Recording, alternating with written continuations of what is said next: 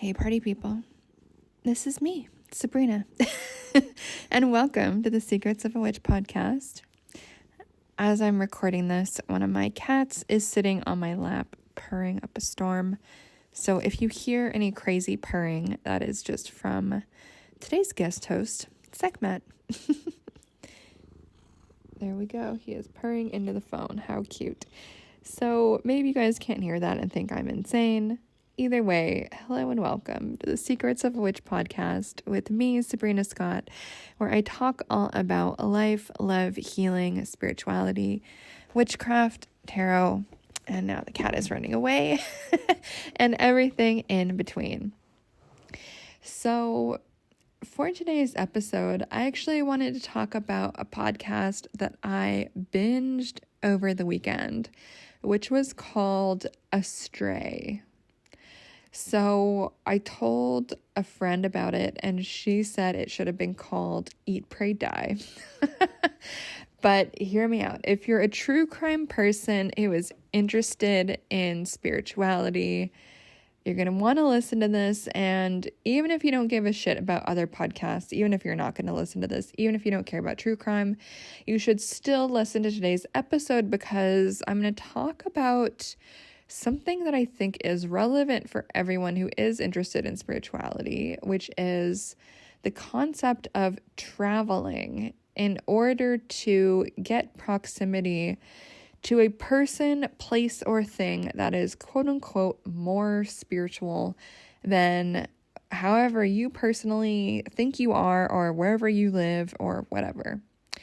And if you've been following my work for a while, back in, I think it must have been like 2018 or 2017, I wrote a few blog posts about this, right? Like not necessarily specifically what this podcast is about, which I will divulge in just a second, but the idea that a lot of spiritual folks have, even in witchy and pagan communities, which is this idea that you have to go somewhere else, emphasis on the else, in order to find access to the real spiritual situation. You know, like there's never this idea that staying exactly where you are can be the most spiritual thing that you can do. And I say this as a Sagittarius, and in case you guys don't know, Sagittarius is the sign that is famous for loving travel. We are, after all, the centaur, half human, half horse. So, of course, movement over long distances would be very much our thing. And I'm no exception. If you scroll back on my Instagram, you will see trips to Montreal, LA, France, Cuba, Miami, New York. Like I'm trying to think of where else, like Chicago. So many places. And there was a time when I was doing at least one talk in a different city every month. Often 2 or 3 different places I would be over the course of a month. And so don't get me wrong, I love to travel. I think it's cool. Some of the most spiritual experiences I've had while traveling have been in Glastonbury in England and also in the forests of Cornwall outside the Museum for Witchcraft and Magic in Boscastle. I'm pretty sure it's in Cornwall. So I get it, you know, and it was a very spiritual experience for me going to Scotland, where walking through the graveyard, every second tombstone had the last name Scott on it, which in case you haven't noticed is my last name. So I get it. It is totally valid to want to travel, to get in touch with your spiritual ancestry. You know, your family's ancestry, your cultural ancestry. It's okay to just want to travel just for funsies because you like it. That's okay. I'm not a hater about any of that. And I think this podcast brings up some really interesting ideas about this. And this is all just kind of my analysis. The podcast didn't really bring too much about this up, but if you're interested in the blog posts that I'm talking about, you can scroll back in my blog on my website, sabrinamscott.com. Just click blog, and maybe I will read those blog posts on the podcast next week. Let me think about it. Let me know what you guys think. Maybe I'll just do that because I think that it can be fun to just listen to something and not always just have to read it. But anyway, the premise of the podcast is as follows. It follows spiritual seekers, exclusively men, who all die in India as they are going to go try to experience stuff with gurus and babas and sadhus, and I can't remember what the other names for these kind of like random holy men were. And a lot of these men, they all disappear. They die. One of the ones they interviewed, obviously, was alive, but he tells his story. And I'm going to spoil it. Like, it's not too crazy. Like, so there's so many different ways that they all die. It's like, was it, and it's all a mystery. It's like, was it the anti-malaria drugs they were on that made them go crazy? Was it being drugged by their guru to give them the spiritual experience that they weren't having? Were they murdered by the Aghori cannibals of India? Like, what was going on? And the podcast really gives no answers. There's no definitive answers, so I'm not really giving any spoilers. The podcast is super fucking interesting to listen to, even though it doesn't really give any answers. I found it fascinating, totally up my alley, probably up your alley too. But what I want to say about this, it's like the whole point of it isn't necessarily like getting answers, quote unquote, right? It's also just picking apart the idea of what these men were even doing. And obviously, as I said in a previous podcast, I'm not here to be a hater. That's not what I'm talking about. But I do think that it can be such an interesting thing to talk about what inspires people to do that. And I think sometimes people are trying to escape something. Maybe they're trying to escape like the rat race in North America or the West. They're trying to escape maybe normal jobs and 9-to-5s and responsibilities. And maybe some people are just identifying as spiritual seekers and they want to go follow some random guru who tells them what to do. And as you guys know, I've spoken out a lot against what I call guru culture, this romanticization of another human being as though what they have to say about you is more important than what you have to say about you. And I'm not a fan of gurus as a concept, like whatsoever, and that might be controversial, but I don't think it's cool. It's not my thing. I think it's irresponsible, and I think what it often is an avoidance of people's own power, right? So if someone is looking for a guru, if someone is wanting to just give up all their power, all their decision-making capabilities, all of their discernment, all of their intuition to the judgment of a random stranger, in this case, often these gurus, these, wandering spiritual dudes, these like spiritual leaders are all men, basically. And these other men, young men from the West, end up dying, getting disappeared, murdered, etc. And I think there's a crisis with this, and I think it's pretty interesting. And all of this is partly why it's so important to me that I teach my students how to trust themselves, how to get more in touch with their intuition. For each of my students to become their own guru, their own source of wisdom and information. And that doesn't mean that I'm going to turn away students if they've been with me for a long time. It's like, no. But I see my job as being to teach people spiritual skills, to help people out of whatever spiritual drama or confusion or messes that they might have got themselves into by accident, to help people troubleshoot their spiritual practice, their spell work that fails, to help people troubleshoot, like, what is going on, my spirits, I can't connect with them, or I'm in a drama. I love to help people with that. I've done exorcisms. I've helped people realize that, no, you're not cursed. That's just your grumpy uncle so-and-so who is dead and you're ignoring him in spirit and he wants your attention. He's not dangerous. You just need to buy him a coffee. A lot of people don't know this stuff, and that's okay. How are you going to learn unless someone teaches you or you try it out and see what happens? All that to say, in my work, my ethics, it's important to me to get folks in touch with themselves. I did a YouTube live a few days ago for the week ahead, And I remember someone's like sharing a dream interpretation of theirs that their friend did. And I basically was like, I don't know. I don't think that's the right answer. And then they gave their own interpretation of their own dream. And I was like, that sounds about right. Because we are our own gurus at the end of the day. And I think oftentimes people who join cults or follow gurus don't want to have to think for themselves. And that could be due to trauma. It could be due to so many different reasons. And this episode is not really about that. I'm sure I could make another episode about this in depth. But what it is, either way you slice it, is an absolving yourself of responsibility. And that can be a freedom that some people are looking for. They're looking for a surrogate mother, a surrogate father, surrogate parents to lead them, to coddle them, to cuddle them in some cases too, right? They're looking for a renewed sense of like being a child, basically, if we can break it down. But anyway, oh God, I could talk about that forever, but I don't want this episode to be like 20 million hours.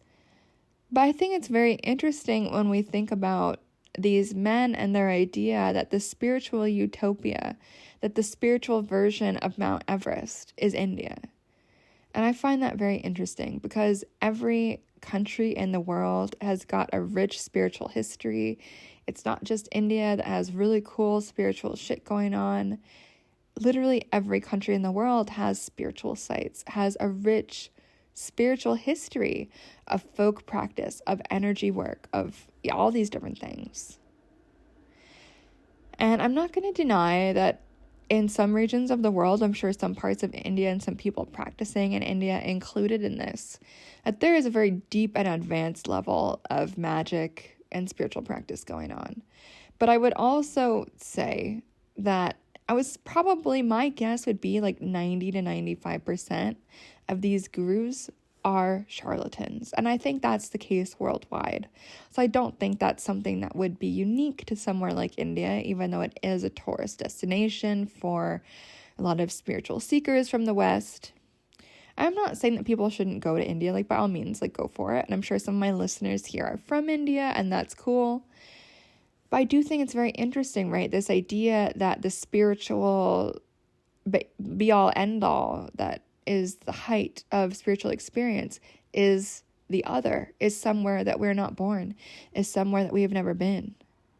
And so, by all means, go wherever the fuck you want, travel wherever you want. It doesn't matter if that's part of your heritage or not. Like, by all means, go experience it. But where I think we sometimes come into problems is when we think that true spirituality, true nirvana, true enlightenment, whatever that happens to be, however you define it, true expansion of the mind, true spiritual depth can only be found by going to a random country where you don't know anyone, you don't speak the language, and you follow some like crazy old dude where like you can't communicate with, wearing rags into a cave. Like, that is not always going to end up well. And so then you see all these dudes dying mysteriously, vanishing, etc. And so I think this idea that the spiritual experience, the best possible spiritual experience that you can have, has to be elsewhere. I think it's so important that we reject it, not just because there's charlatans who are going to take advantage of naive and ignorant tourists who are maybe very well-meaning, but also perhaps very stupid. Bless their heart. It's not just that. I think it's also because if we learn to be very spiritually present exactly where we are, if we learn to see the spiritual vibrancy in our neighborhood, in our country, in our city, in our backyard, in the four walls and ceiling and floor of our apartment or our house, that is really the quest of the spiritual, I think. And I talk about that a lot in my first book, Witchbody. Obviously, if you guys have read it, you'll know. It's basically all about that. It's about what I call a reinvigorated presence. It's not about re-enchanting the world. The world has always been enchanted. It's just about expanding our capacity to notice how fucking enchanted it is. And of course, there are going to be spiritual holy places, power places that have a special vibration. Absolutely. But I think there's also so much more than meets the eye everywhere in the world. I don't think there is any non-spiritual or non-vibey place on this planet. I think if you want to connect with energy, if you want to connect with spirits, if you want to connect with folklore, with mythology, with ancestors, with deep spiritual practice, energy work, deep spiritual learning, you can do that anywhere. You can do it here, you can do it at home. You don't have to travel to do that. And so these men, I think they did, and maybe this is me speaking out of line. I don't actually know these guys, but I did listen to the research on the podcast. It sounds like a lot of them were motivated by this idea, right? This idea that the true spiritual peak experience could only happen in India or somewhere like India.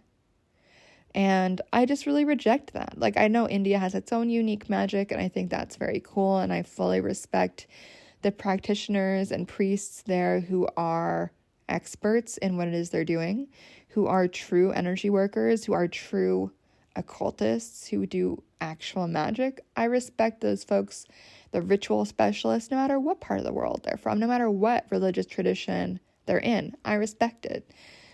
That being said, I do think it can be very dangerous when people forget their proximity to the magic all around them at home. And I do think that these men probably would have been alive if they weren't, and this is maybe me speaking out of line, but if they weren't so naive, and I'm not saying this to victim blame whatsoever. Obviously, these men are not responsible for their deaths. It's whoever murdered them that is responsible. Whoever drugged them that is responsible for that. It's my opinion. But I do think that their naiveness, their lack of spiritual expertise, they were spiritual novices, it sounds like.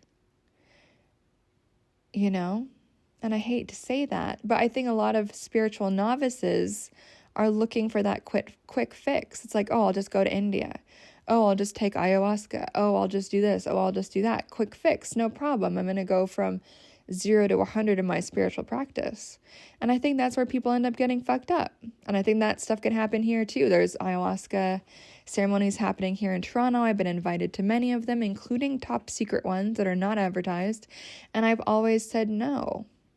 And the reason I've said no is many, but it's because, oh God, yeah, there's so much I could talk about with this. I'm not going to get into it in depth in this podcast right now, in this episode, but I think a lot of time people doing it are doing it for a quick fix. They want an instant experience, even though the ayahuasca trip is a very long time. It's not an immediate thing, but in the scope of things, it's like, yeah, they want to be changed at the end of that trip. But for me, it's like the ayahuasca experience is not a trip, quote unquote. It's a communion with a spiritual being, and I would want to be approaching that moment through ceremony, through asking if that spirit wants to hang out with me, if that spirit thinks I'm a good fit for that experience. How can I give offerings to that spirit for years leading up to that experience? That's how I would approach it. But that's not how most people in the West approach it. They're like, okay, cool, quick fix. I want to heal my addiction. I'm going to go do ayahuasca on weekends. Okay, I want to heal my trauma. I'm going to go do ayahuasca on weekends. And it's like, I think often for some spiritual seekers, going to India is the same kind of thing. They're like, okay, I'm going to go to India. I'm going to get enlightened. Cool, done. And that's a very cute idea. But at the end of the day, getting to be an advanced and expert level spiritual practitioner is something that takes decades. And I've been doing this for 20 years, and I would say I'm very good at what I do. I would say I'm a ritual specialist. I would say I'm an expert. I would say I'm a mentor. I'm a teacher. That being said, I can always learn more, and I'm sure I will still be learning in 20, 30, 40 years. And you got to put in the time, you got to put in the energy, the blood, sweat, and tears of learning the spiritual skills. And there is no quick fix, going to India or not, taking ayahuasca or not. It doesn't happen overnight. And so I do think spiritual tourism can be dangerous for a lot of reasons, especially in this context. I think somewhere like Glastonbury, like obviously not so much, like it's very chill. That being said, I just went to the Chalice Well and like meditated and journeyed and got downloads from the land and the spirits of the land. No drugs involved. I just like laid with my feet in the water, gazed into the well, and communed with the spirits. That's what I decided to do. No drugs involved. I'm sure some people do drugs and crazy shit, so fair enough. But specifically going for Westerners to go to India, a place where they probably don't speak the language, they don't know anyone, they don't know the cultural norms, they don't know how to notice the sketchy dudes, they don't know how to notice the people who are cannibals, they don't know how to protect themselves in a country where the police might be either incompetent at times or corrupt at other times. And so people end up in a very dangerous situation and trust people they should not trust in the name of spirituality and spiritual seeking. And that makes me very sad, because I hate when spirituality and the seeking of spirituality is kind of the culprit of someone's death. I think it's very fucked up. And so if you're a spiritual seeker, here's the practical part, I guess, the takeaway. If you're a spiritual seeker and you're someone who wants to go to a country where you don't know shit about the language, you want to go live in a cave or the forest and take some crazy drugs or plants or whatever, and you don't really know anyone, and you haven't spent 20 years or 10 years or 5 years studying what this actually even is before you go, please think twice. Please think twice. Because I think oftentimes people are so desperate for a quick fix, an open, shut spiritual experience, and they just want a quick fix pill. It's like peak consumerist version of spirituality. And you guys know me. I love objects. I love collecting. I love consuming. I think it's great. I love collecting magical trinkets and little objects and oils and candles and folk art on my walls. You guys know that. And there's nothing wrong with that. That being said, when it comes to spirituality, when it comes to magic and witchcraft and enlightenment and meditation and deep spiritual experience, there is no quick path. It all takes time. It all takes time. And so I know that is not going to be something that a lot of people want to hear, but please take your time. Take your time to vet your mentors. Take your time to choose who you want to learn from. Take your time. Be very wary of anyone who wants to give you drugs to get in touch with your spirituality or to quick fix a problem. I know there are some traditions that do this. Obviously, there's Santo Daime, there's ayahuasca, there's peyote, there's all these different things. But I think one thing a lot of Westerners forget is all of these beings, these are spiritual beings, plant beings that are thought to be great ancestors, gods, divine. There's a whole cosmology around the sacredness and approaching these beings within a cultural and spiritual milieu context. And so when we exist outside of that and just try to cherry pick the quick fix, it's not going to do anything. And if anything, it can totally fuck you up, make you go crazy. Or if you do this shit in a random foreign country in the middle of nowhere with no help, you could end up dead like the people on this podcast, Astray. I don't say that to scare you guys, but just to talk about this, because I feel like there are so many people in the spiritual space who are just totally out to lunch and aren't thinking ethically, responsibly, or intelligently about what all of this involves. There's sketchy people everywhere, so please keep your wits about you and don't go to a random place where you don't understand the full ins and outs of the culture, where the police are not going to help you and where someone might be drugging you without you knowing, right? It can happen. So the podcast is called Astray. Check it out. It's super fucking interesting. I binged it on the weekend. I could not turn my ears away. So interesting. And I'm sure I'll continue to talk about some of the themes that listening to it reminded me of. It's stuff I used to talk about all the time. More about the nitty-gritty of magical cosmology, mechanics, how it works, and the way that a lot of people, even in witchy and pagan spaces, want to go retreat into quote-unquote nature or somewhere far away and exotic to them in order to access spirituality. And I just think it's all very misguided. So be spiritual where you are. If you're not sure how to do that, you can buy my book, Witch Body.